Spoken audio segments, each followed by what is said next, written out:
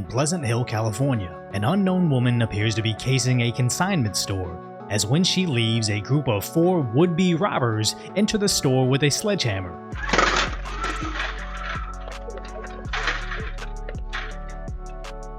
But immediately flee once they see the employee reaching for his revolver. As this group of future engineers and doctors crowd into their clown car right in front of the cops coincidentally coming in. But I have to make a statement. Too many bad things happened. I have a message for all the business owners to take example and fight for themselves, because if you don't fight for yourself, nobody will. And this cowboy-looking clerk is right, as it's almost a weekly occurrence that California coppers are finding thousands of dollars worth of stolen merchandise that they can only sometimes recover. So no wonder we're seeing more stories of would-be smash and grabs actually getting blasted by workers sick of their unemployed antics. Now, a lot of people seem satisfied when seeing these masked idiots finding out, but I honestly don't like the fact that these California business owners still pay the same, if not more, in taxes, only to receive less police protection and DA prosecution, as sadly, sometimes an employee can pull out their piece and the robbers will leave them alone, but other times, you can stop the crime and still not receive justice. As remember in Norco, California, where the would-be robber got his arm shot off.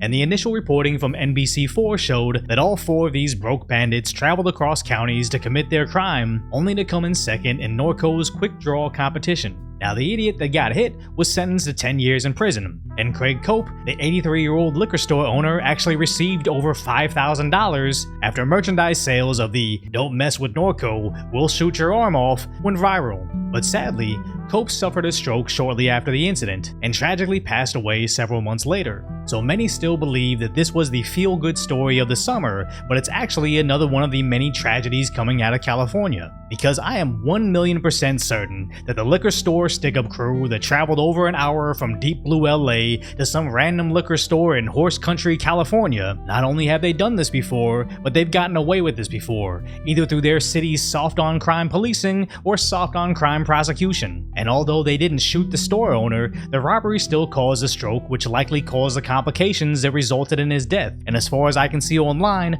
no murder charges have been filed. Which goes to show how actual justice seems to constantly slip through this San Andreas-sized crack in California's crack-loving justice system. And knowing all this, from Craig Cope and Norco to the series of pistol-packing employees that know the police can no longer protect them, is the state rethinking their approach to protecting the citizens, or are they continuing to pass more laws that embolden crooks, neuter cops, and disarm the civilians? Now, I'm not saying these politicians are actually criminals, but if they were, would they be doing it any differently? Because if you were a burglar, what would you see as the easiest score? A store that ensures everybody law-abiding is nice and disarmed, the house that plasters out front how much they put social justice over everything else, or the home that straight up says, "I will shoot your arm off"? Because notice how pretty much every one of those armed employees, from selling liquor to jewelry, openly spoke how it wasn't about stopping the one robbery so much as it was about sending the message to all the criminals that I am not a soft target, and I'll never understand why certain people insist on advertising how kind and defenseless they are.